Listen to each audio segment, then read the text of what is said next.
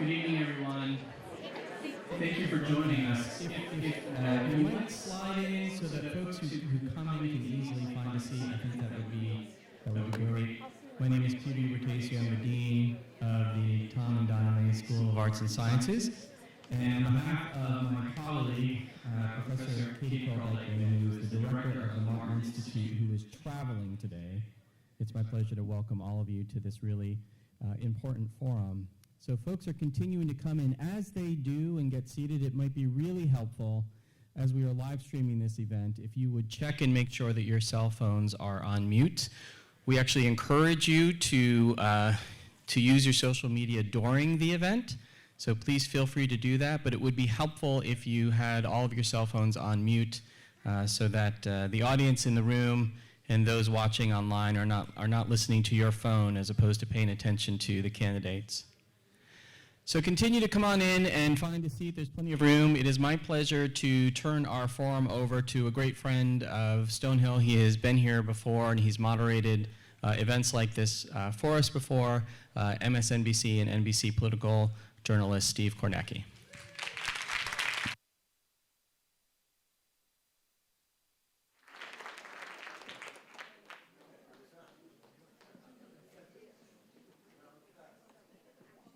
Give that a shot. Right, so this is a environmental forum. We're talking about conservation. We wanted to conserve battery power, so I had it turned off until the very last minute. Thank you, everybody, for being here. Thank you to Stonehill for hosting me. I'm going to bring the candidates out here in 1 second, and we will go over the ground rules for tonight, and we'll get going. So, without any further ado, Attorney Shannon Liss Reardon and Senator Ed Markey.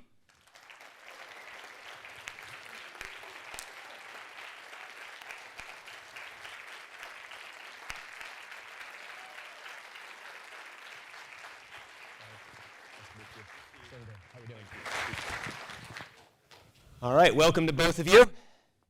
Thank you for being here. The subject tonight is climate change. We've got an hour. Just tell you a quick bit about how we're going to do this. We have 2 questions from the audience we're going to get to throughout the hour. We have one from a faculty member here, one from a student, so we're going to mix those in.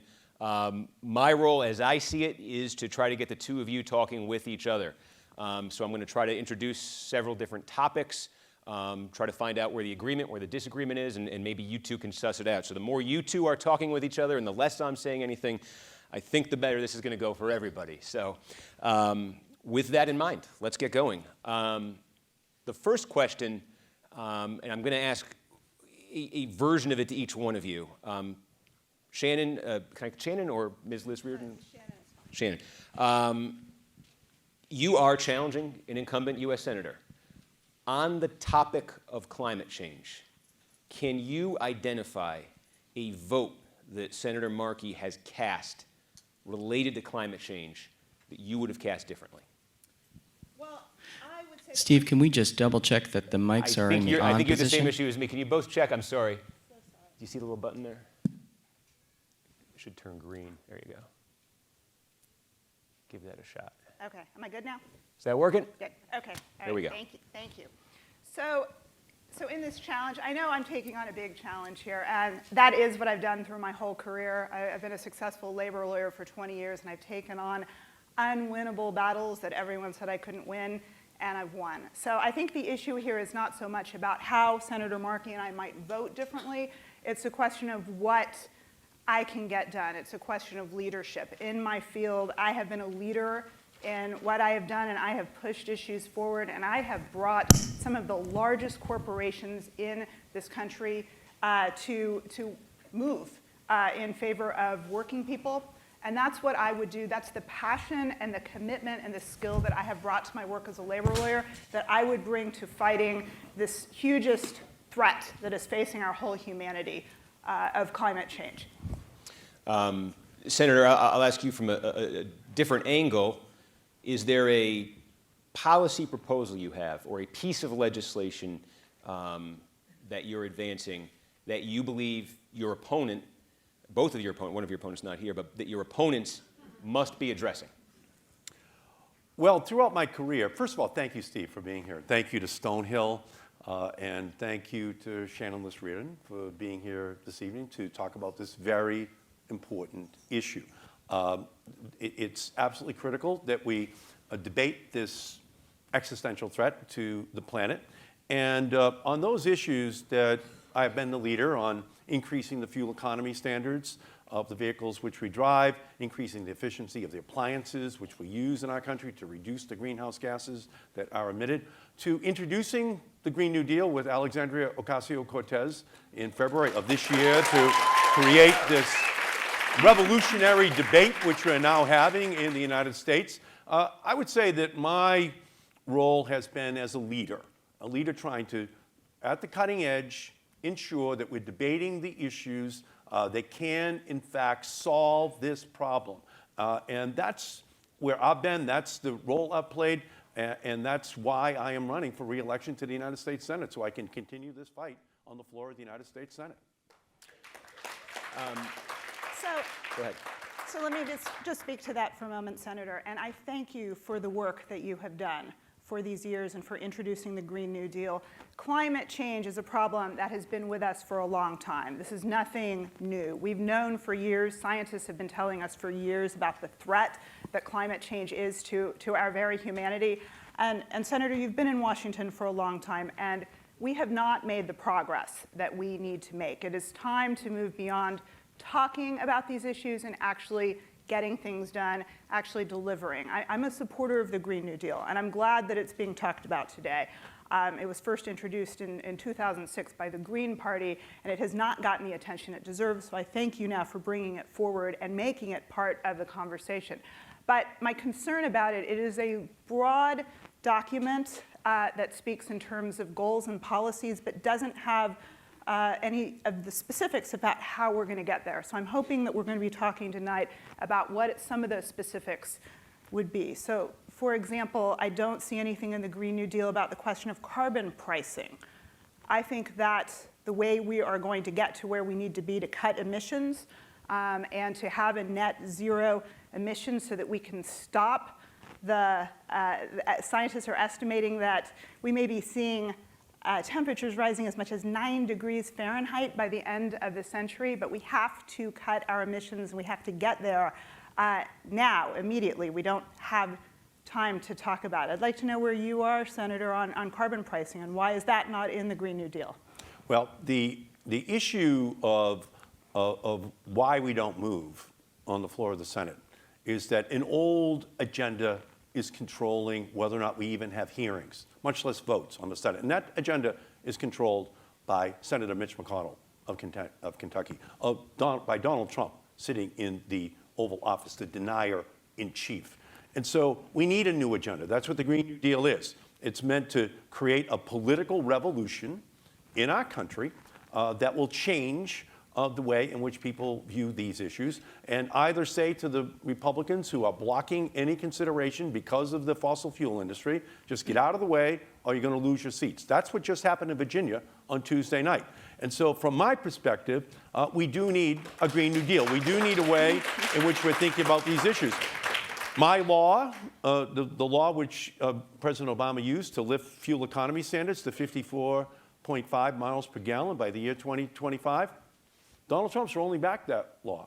What we should do is mandate that it goes to 64 miles per gallon, 74 miles per gallon, so that we move to an all-electric vehicle, plug-in hybrid revolution that uses electricity generated by renewable energy that we mandate that the utilities in our country have to produce and deploy across our nation, that we have to mandate that we have ultimately a zero emissions coming from the new buildings by the year 2030 in our country, commercial and residential buildings, so that we just change the building standards, use artificial intelligence in order to accomplish that goal, and that we look at the agricultural sector to give that sector the incentive which it needs in order to move to no-till farming to dramatically reduce greenhouse gases. We should look at sector after sector, put together the policies that make sense, looking at what for region by region and industry by industry makes the most sense. And if we do that, we will get the results which we need to reduce greenhouse gases and to move us onto this new clean energy revolution. So, Senator, appreciate that, and I think we're both in agreement. I don't think there's any disagreement in this election about whether or not we need to get there and whether we need to shift those sectors. We need to be moving to a green economy. We need to be moving away from fossil fuels. We need to be done with the fossil fuel industry and be moving to solar, to wind, to geothermal. But how are we going to get there? That's not in the Green New Deal. I think we need to have a comprehensive carbon pricing plan which will have a number of benefits. First of all, it's transparent. So companies can see what the prices are going to be for continuing to pollute our environment, to continuing to send greenhouse gases into the environment.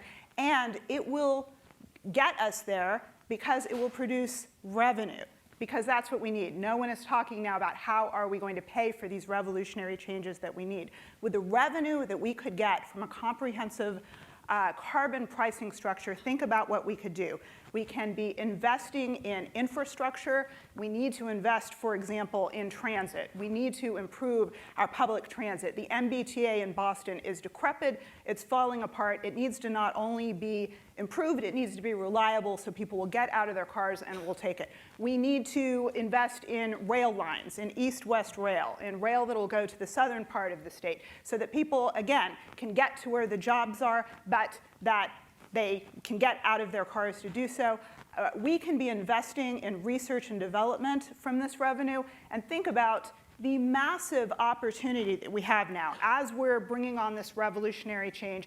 Think about the massive opportunity we have to create millions of jobs researching and developing these solar, wind, geothermal technologies, and we can and should be manufacturing them right here in the United States and create good-paying jobs with good wages, good benefits, and by workers who are protected by collective bargaining agreements. That is the big picture structure that we need to be doing as we're facing this crisis. And that is what is in the Green New Deal. That's what it calls for. That is exactly what it calls for. The Green New Deal isn't just a resolution. The Green New Deal is a revolution. I'm the co-author with Henry Waxman from California of a comprehensive cap-and-trade bill in 2009, which passed the House of Representatives, that would have resulted in an 80% reduction in greenhouse gases by the year 2050. What we need now is a revolution out in every city and town, on every campus in our country, and that's what's been ignited by the Green New Deal. What it calls for in the Green New Deal is a revolution in the automotive, in the agricultural, in the industrial, in the manufacturing, in every sector of the American economy. It doesn't have individual prescriptions as to how to get there, but I do know that if we have a climate bank with billions of dollars in it, it could unleash $1 trillion worth of private sector investment to rehabilitate every building in our country to increase its energy efficiency. I know that if we lift the standards for fuel economy, that Detroit will be able to respond and build those plug-in hybrids and all-electric vehicles. I know if we put the tax breaks on the books to ensure that those who want to buy all-electric vehicles are given the incentives to do so. And I know that if we strip the tax breaks that we've been giving to the oil and gas and coal industry for 100 years are taken off the books, and we give those tax breaks to wind and solar and storage technologies and all-electric buildings, that we will have a revolution that within a very brief period of time will have people looking to the history books to find that there ever was such a thing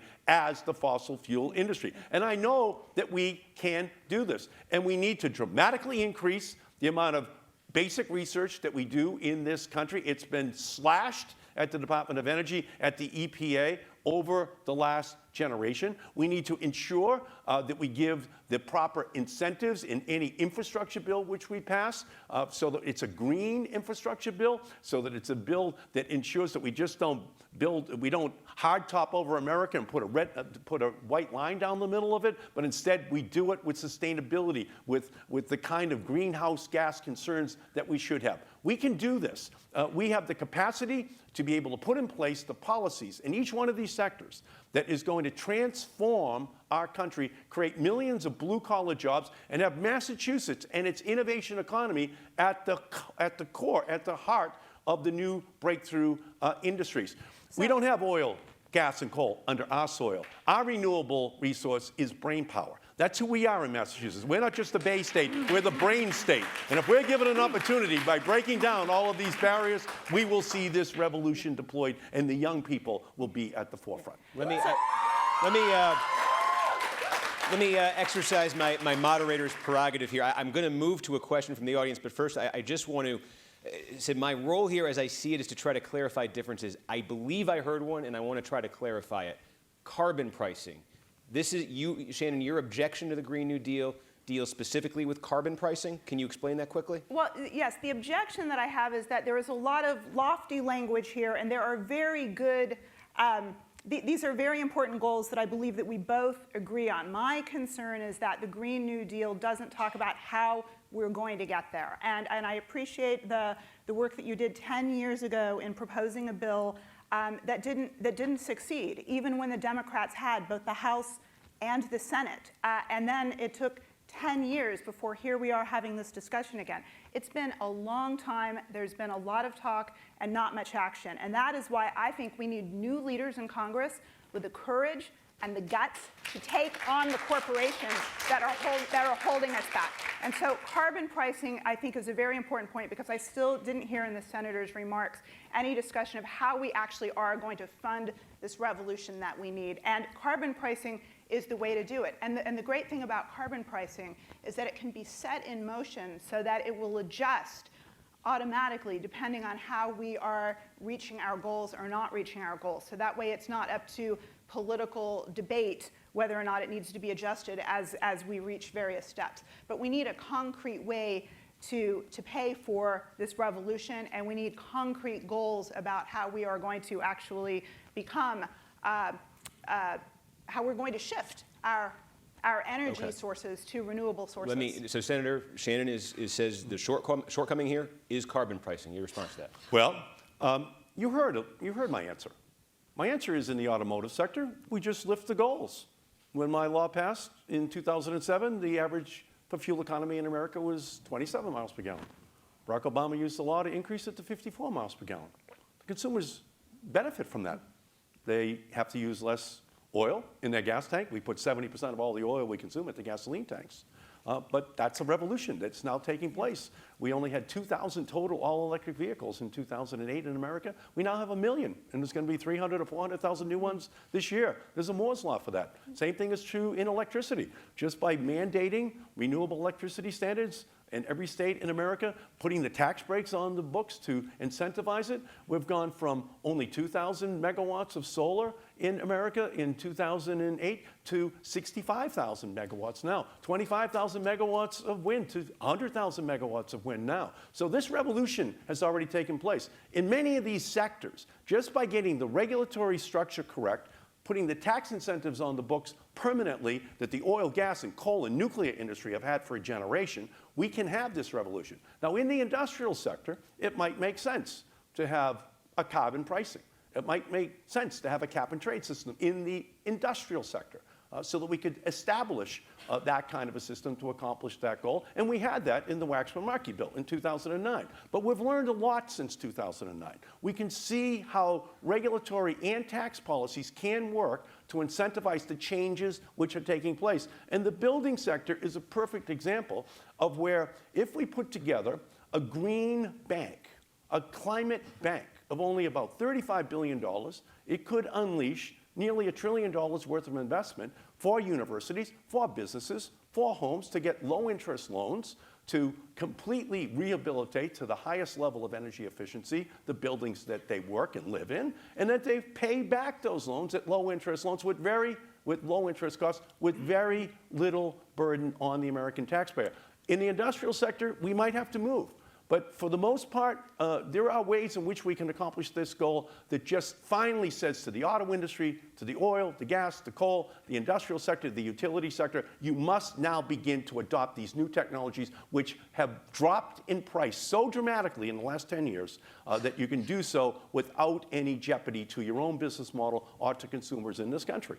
Okay, we're going to shift to another topic here because I want to try to get to a few different facets of the topic. This one is going to be introduced by a question from a faculty member here at Stonehill. This is Dr. Christy Burkholder. She is the director of the Environmental Science Program here at Stonehill. Dr. Burkholder. Hi, thank you both so much for being here, and thank you for the opportunity to ask a question. I'm an oceanographer. I study how climate change is impacting the ocean and its circulation, and so I am seeing every day how clear this scientific consensus is that we are facing a big problem. However, the message that is clear within the scientific community has not yet been accepted in the general public and for some of your policy-making colleagues. So my question is, in light of the many initiatives that you've both been talking about, we need to get others on board with those initiatives. And we know that just citing statistics has not been effective at moving the needle so far. So I'm wondering, how are you both planning on flipping the script and discussing these issues in ways that are likely to build consensus and get more people supporting these initiatives? That's a question. Go ahead, Jan. All right. Thank you for that question. I have been so captivated as I've been on the campaign trail this summer to travel around Massachusetts and see the energy and the excitement that's out there, to see young people out there taking charge of their future and being leaders in setting the stage for what we need to be doing. I think having people out there telling their stories, telling personally what this means to them, is changing a lot of minds. And I've just been so energized by seeing all of that, by seeing young people coming forward and telling these stories. I have 3 teenage children. A couple of them are in the audience tonight. I worry about their futures. I think about what the planet is going to be like when they get older, what it's going to be like for their children. I think that we need to be out there as we have been, and this needs to be a revolution. Because the issues that we're seeing now, one thing I just do take issue with what the senator just said is that this revolution has not started yet. There is so much that we need to do. We have not been moving on it as we need to be. And the New York Times just reported yesterday that climate change is happening even faster than we had ever imagined before. We can't just nibble around the edges, make some tweaks to the laws we have. We need to have big, bold structural change to move our policies to an environment where we are using clean, renewable sources of energy. And again, it's been talked about for a long time, but we don't have time to talk about it anymore. We need to actually move on it. And we have to make sure that it keeps at center stage, and that it is a priority for the U.S. Congress and for the U.S. Senate. Well, so Senator, I'll give you a chance here, but you mentioned 2009, your bill, with Henry Waxman, passed the House, cap and trade bill, 2009, passed the House, died in the Senate. In 2009, Democrats had I'm going to say overwhelming majority in the Senate, nearly overwhelming majority, not enough for you to get that through back then, had a massive majority in the House of Representatives. I know you're both probably optimistic about the 2020 elections, but I think even the most wildly optimistic forecasts for Democrats don't have them getting 59 or 60 Senate seats next year. If you were unable to get cap and trade through in that kind of political climate, how can you get something as expansive as the Green New Deal through in this climate? Well, because the political climate is dramatically different. When I was doing that bill back then, we did not have the level of activism in the country that we have right now. We did not have the Green New Deal. We did not have this young people's revolution, Greta Thunberg, Sunrise Movement, all of them up and active and moving, and that's what the Green New Deal has unleashed. That's what we just saw in the Virginia legislature. The Virginia Democratic Party ran on the Virginia Green New Deal. And for the first time in a generation, they now control the House and Senate in Virginia. Well, that's a preview of coming attractions for the next election, next November, in our country.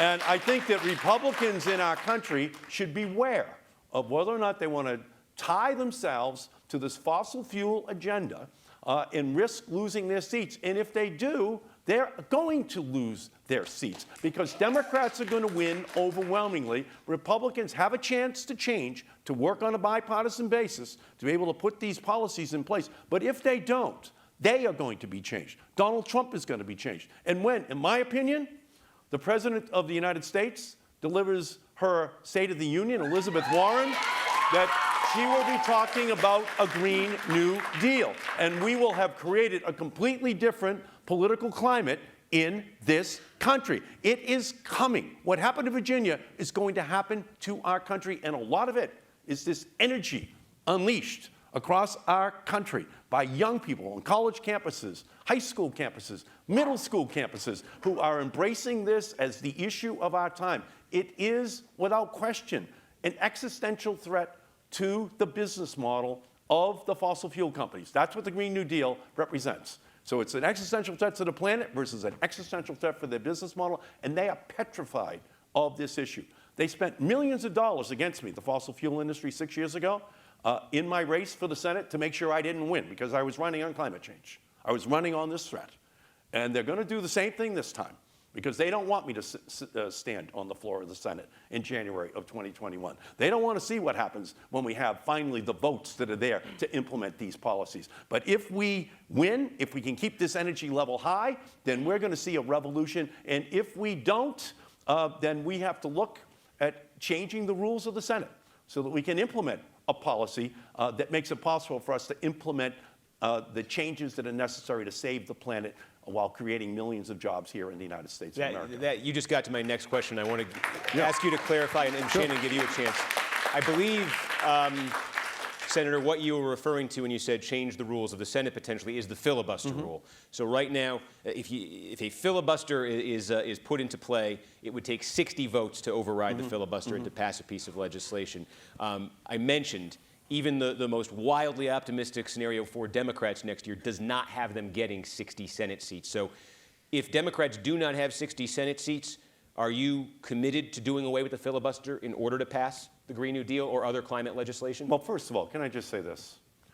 No prognosticator on Fox or MSNBC or CNN thought Donald Trump was going to win in 2016. Not one person thought that the Democrats were going to lose the Senate in 2016. It was absolutely impossible. We were going to win the Senate and we were going to win the presidency. None of it was true. So when you talk about the most wildly optimistic view of what's going to happen in 2020 to create that hypothetical, I just don't accept it. I think that all across this country, we saw it in Virginia, we can see this change taking place. And by the way, it's going to put the fear of voters in those Republicans who survived. This is not going to be like 2010. This is an army that is out there. We have an army, and it's growing on campuses and in suburbs all across the United States of America. And what I'm saying to you is, yes, if even in the face of all that, the Republicans are obstinate, they absolutely refuse to move whatsoever, then at that point, we will have to talk about changing the filibuster rule, because it's too important not to have this vote on the floor of the United States Senate. So talk about it or do it? To do it. You're committed to doing it if you don't? Okay. That's right. That it would then be necessary to move to that as the option that we need in order to get the changes that we need on this issue so that we can save the planet. Shannon, this idea of doing away with the filibuster, one of the criticisms of it when either party talks about this is be careful what you wish for. It may work in moment A, but 5 years down the line, 10 years down the line, it will be used against you. What's your view on doing away with the filibuster? I think we should get rid of the filibuster. I think we need to know now that we're not going to get to 60 seats, and there's so much that we're going to need to do as soon as we do take back the Senate, as soon as we do take back the White House. So we need to be able to get there with 51 votes. So I absolutely think we should do away with the filibuster. And I agree with what the senator just said. It's your activism which is changing things, which is your activism is allowing this discussion to push forward. And when we get there, we need to have the leaders in the Senate who are going to push it past the goal line. That's what I've been doing through my whole career. I've taken on these big corporations that, from my little law firm in Boston, I've taken on two of the biggest polluters in our country. So the transportation industry is the biggest contributor to carbon emissions in our economy. You know who two of the biggest polluters are in that industry? Uber and Lyft. Their exploitation of workers has directly related to the fact they are clogging our streets with cars, with empty cars that are pouring carbon emissions into the atmosphere. From my little law firm in Boston, I have nearly single-handedly been taking on these two corporate behemoths, Uber and Lyft, and we need people in there who are not afraid to stand up to massive corporations who are controlling our politics. And the way that corporations are controlling what is happening in Washington is because of money in politics. We need to get rid of corporate money in politics. That's. Do you want Uber and Lyft off the road? Well, if their drivers were employees who were guaranteed at least minimum wage for all the hours they were out there, you would not see nearly as many cars out there as you see today. Do you want them?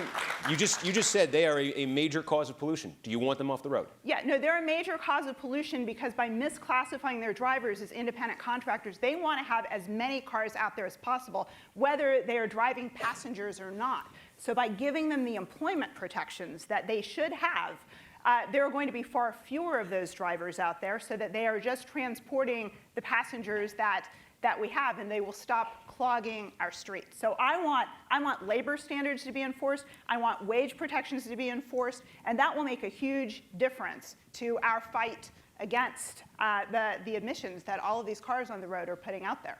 Let me switch gears a little bit, but I want to get you both on the record on a few specifics here. Senator Markey, you mentioned with confidence that Elizabeth Warren, in your view, will be the next president of the United States. One of the things she says she will do immediately if she becomes president is to ban fracking. She says she will ban fracking immediately. Should fracking be banned immediately?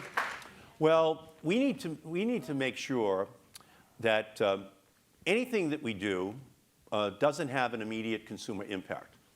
We don't want to see a dramatic increase in the price of gasoline for ordinary consumers in our country, especially poor people. So we have to make sure that we take care of that. And that's a big part of what the Green New Deal says. One, the science is clear. Two, we're going to unleash a technological revolution. But three, we're going to take care of frontline communities. We say that very clearly. Minorities, poor people, make sure that they get protected as part of this revolution. And we're going to make sure that that happens. But that said, we can move this revolution very rapidly. For example, the Trump Department of Interior just blocked an 800 megawatt wind system from being built off of our coastline. We could actually create tens of thousands of jobs in Massachusetts by deploying 5, 6, 10,000 megawatts of wind off of our coastline to just replace these natural gas pipelines that the gas industry wants to bring into our state. We can move very rapidly once we change the policies, once we change the rules. We can do that all across our country with wind, with solar, with battery technologies. Battery technologies combined with wind and solar right now pretty much can compete with natural gas and oil and coal. They can do it right now. All we have to do is change the policies. And at that point, you don't need the fracking.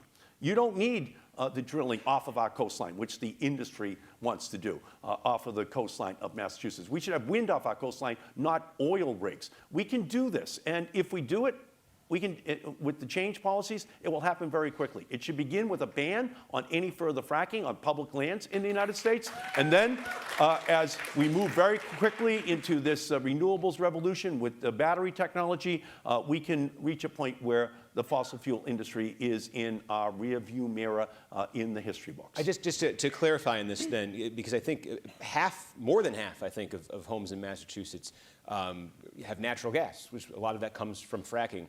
You're saying very quickly. That's correct. What is very quickly? Is that months? Is that years? What does that mean? Again, what we create in the Green New Deal is a 10-year horizon for just transforming the entire energy system in our country and moving us in the direction where we've deployed 100% clean energy in our country.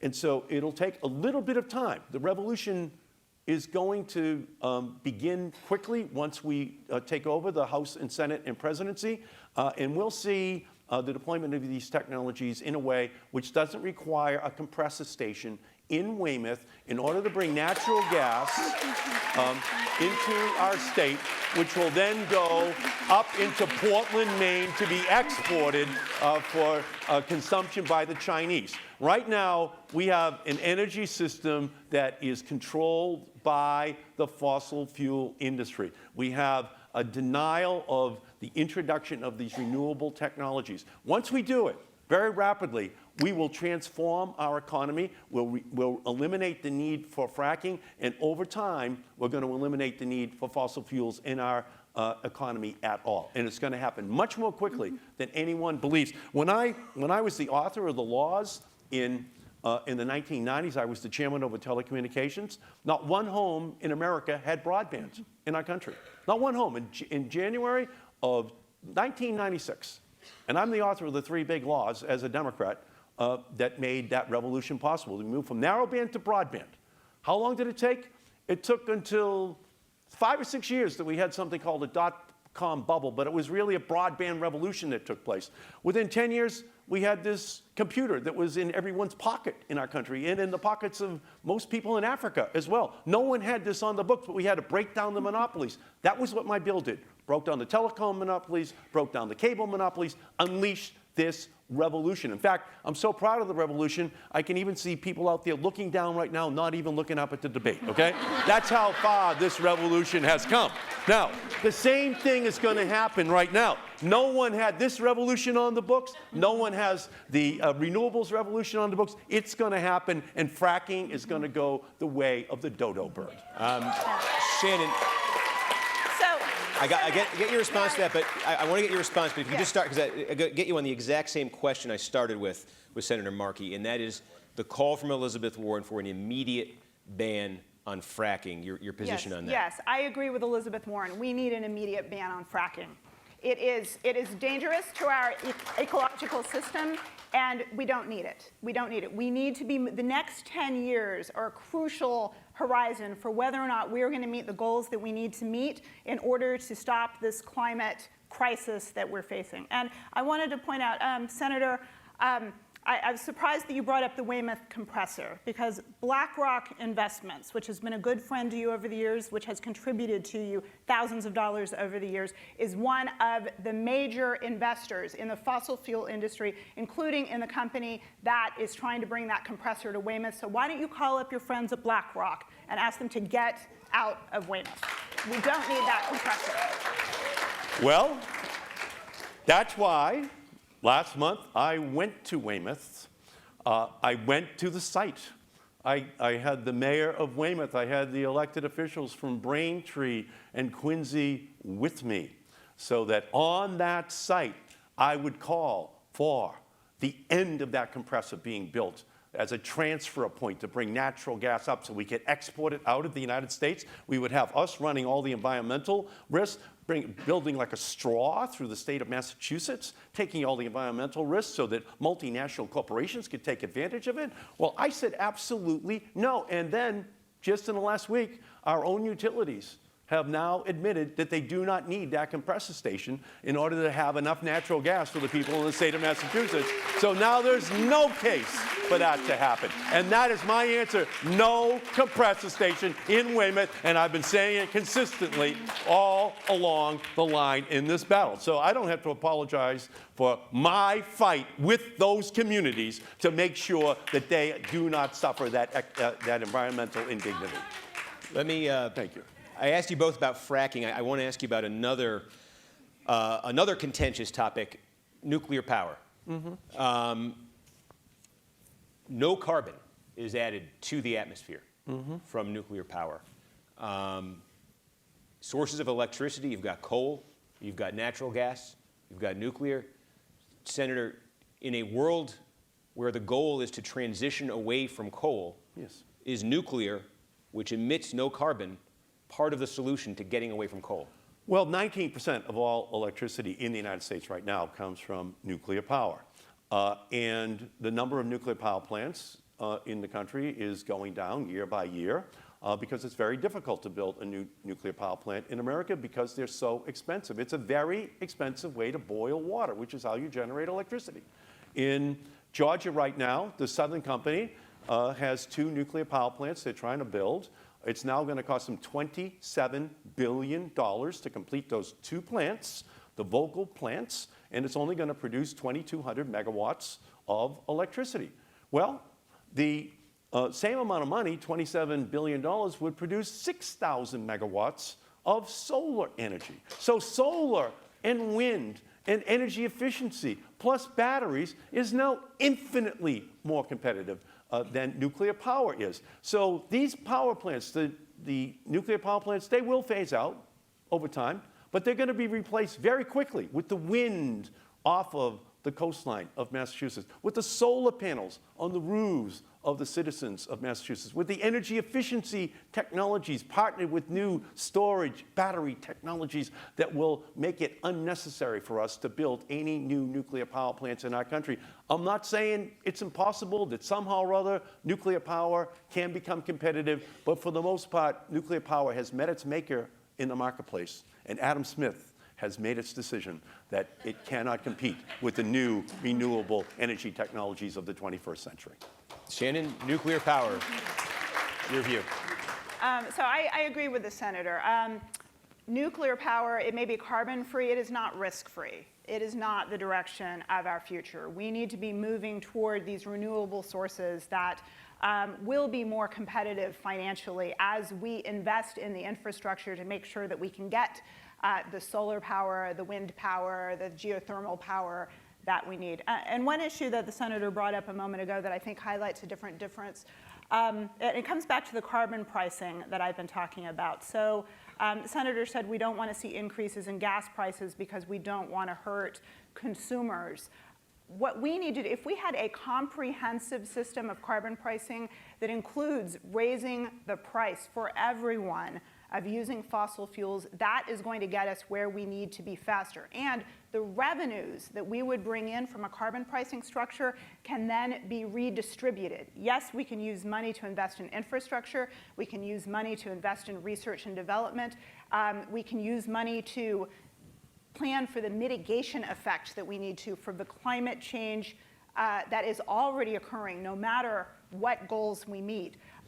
We can also use this revenue to go back directly into the pockets of the people who are the most hurt, the people who have the most damage already from climate change. So think about this. Think about the communities that have been most damaged by climate change already.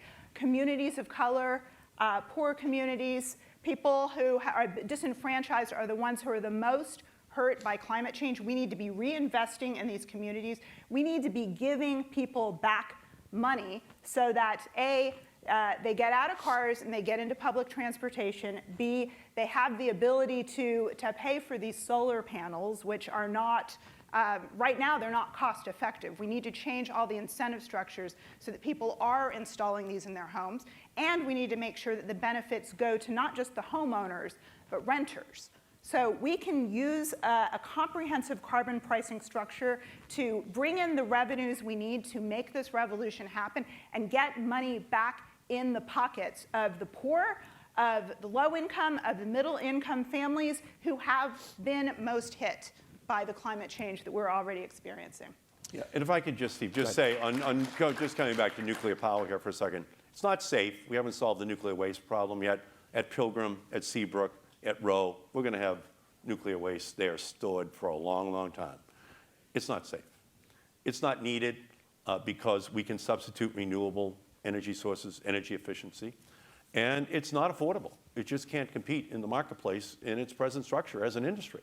So in each one of those, it just makes it much more difficult to say to consumers, you should pay these much higher electricity rates for new nuclear power plants in our country when there are alternative, cheaper, renewable resources that are out there that have been blocked over the years. If you give them the same tax breaks, you give them the same regulatory opportunities, then we can solve this problem very quickly and put carpenters and roofers and electricians to work installing it in our country, union workers, prevailing wage workers, to create a revolution in this country and all across the country.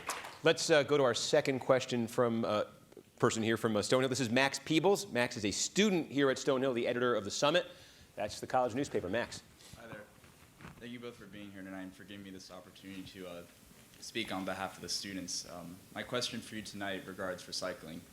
In the past year, I've heard a lot of talk about how a lot of the materials that we recycled aren't actually recycled. If we can't even recycle properly, how are we going to prevent plastics from getting in the ocean? If elected, what will you do to change the recycling process? Shannon, you first.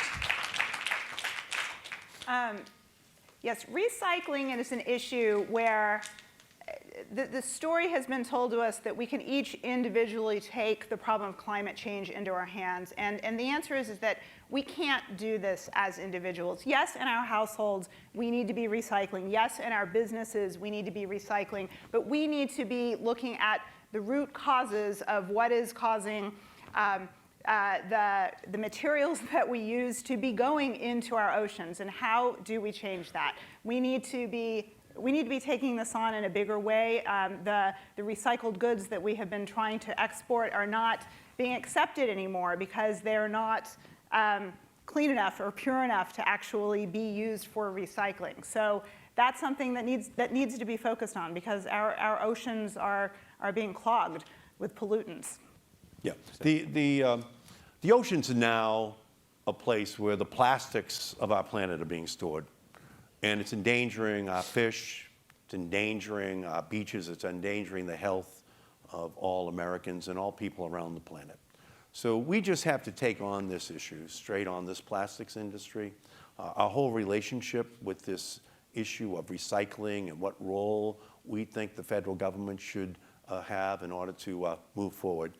That's why I'm working with Senator Sheldon Whitehouse to move legislation this year on the issue of plastics in our oceans, all of the issues that go right to the health of the and safety of our oceans. And you know, the professor who spoke earlier, we have a big problem in our ocean right now.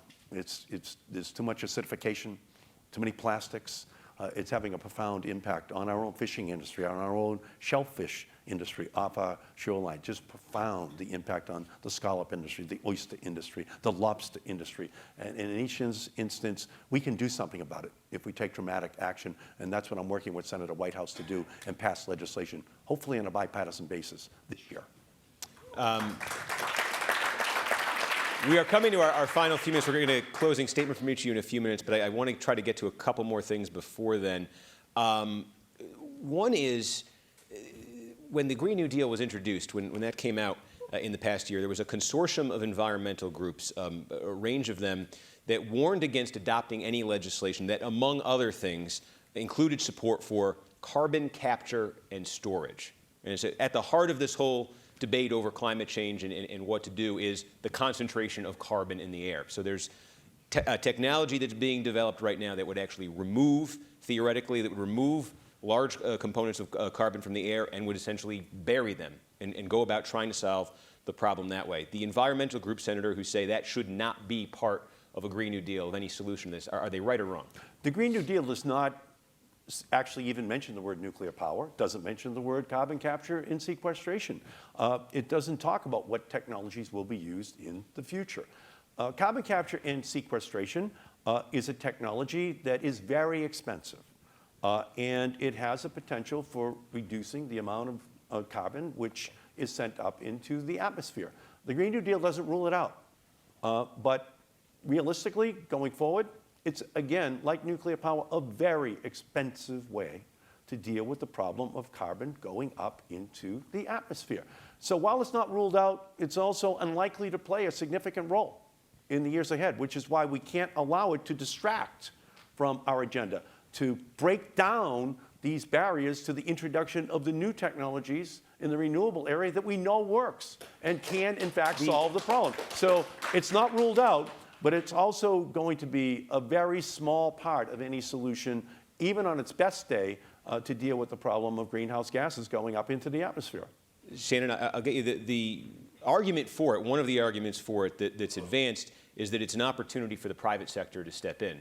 That potentially, if you could solve the issue of carbon capture, you could make a fortune, and the government, through its policies, should be encouraging that kind of innovation. What's your take on that? Well, I am concerned about the Green New Deal doesn't rule out nuclear, and the Green New Deal doesn't rule out using carbon capture in this way. So there are a couple of kinds of carbon capture. There's natural carbon capture. There are trees. We need to plant more trees. We need to rebuild our forests, and we need to plant new forests.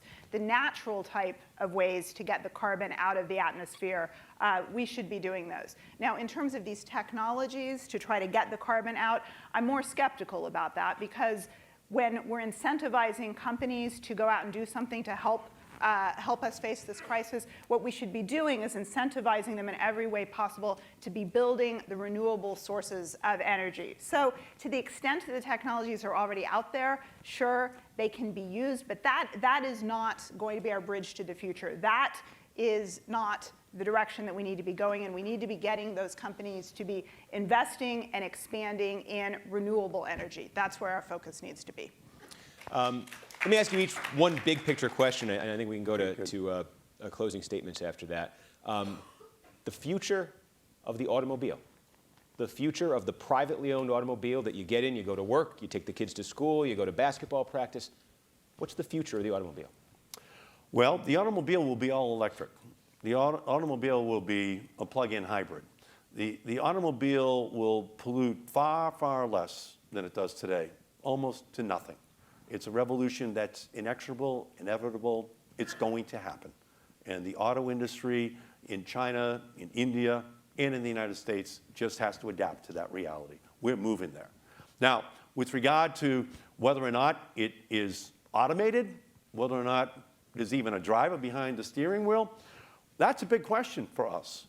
Because right now, the auto industry is trying to move forward, in my opinion, too quickly without privacy rules, because that's just going to be a computer going down the street without any protections against that information being gathered, being compromised by the auto industry and others. It's also got a cybersecurity problem going down the street. It can be hacked because it is a computer, and we have to make sure that those protections are in place. We have to ensure that if we move to a new era of vehicles that are driverless, and we will over time, that it's safe, that our privacy is protected, and that the auto industry doesn't escape the responsibility of building in the safeguards the way they did for decades with seat belts and airbags. We have to make sure we do it right from the beginning in a way that protects the families of our country. So yes, there's a revolution coming, but we have to make sure that it is an all-electric revolution, accompanied then by the privacy, the security rules that reduce the number of accidents while protecting the planet and the safety of every family in our country. Shannon?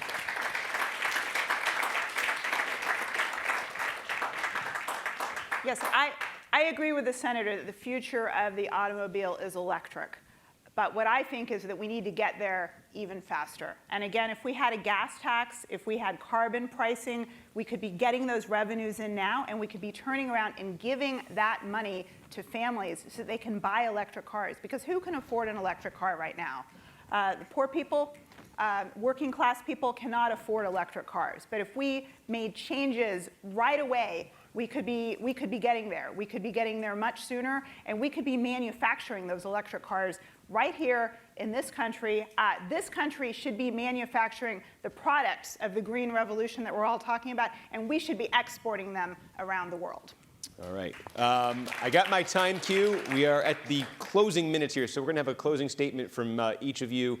Shannon, we'll start with you. Thank you. Thank you so much for being here tonight, for all of you for being here tonight. The issues we're talking about today are so personal to me.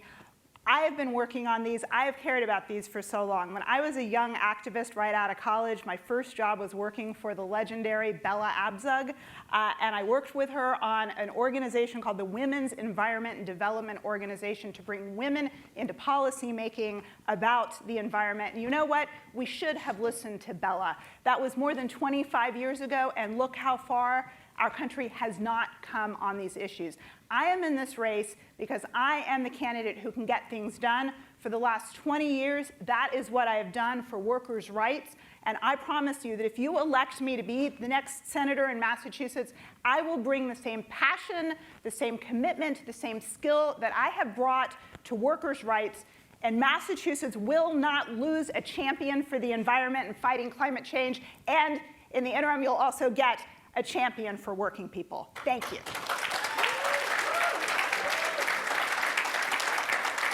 And Senator Markey. Thank you, Steve. Thank you to Stonehill College. Thank you to Shannon Liss-Riordan for coming to this debate. It's Veterans Day weekend. We have men and women who serve our country.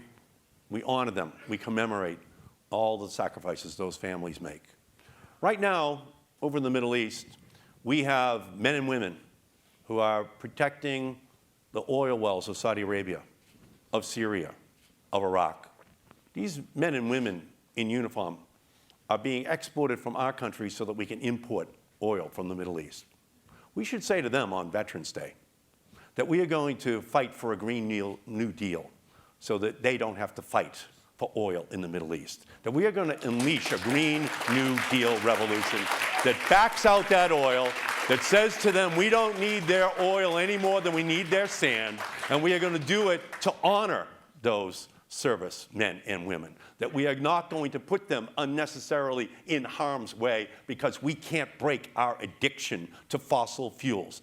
This is the time for us to stand up for a Green New Deal. This is the time for us to have a revolution that unleashes the technology that can break the back of the fossil fuel industry, that can change our relationship with an industry that has dominated our politics for 100 years. The time has finally arrived for this political issue, this revolution that Alexandria Ocasio-Cortez and I have introduced into the political dynamic to pay back with the dividend of a political revolution for the American people, a change in our relationship with the energy sources that we, in fact, use, and say to our servicemen and women that we will not ask you to fight for oil because we have transformed our relationship with that source of energy and we've moved to a renewable energy future once and for all. And from this day forward, that era will be in our rear view mirror. Thank you all so much for everything you are going to do for this revolution. All right. Thank you again to Senator Ed Markey, to Attorney Shannon Liss-Riordan. Thank you to Stonehill College for putting on this forum. Thank you for being here, and good night.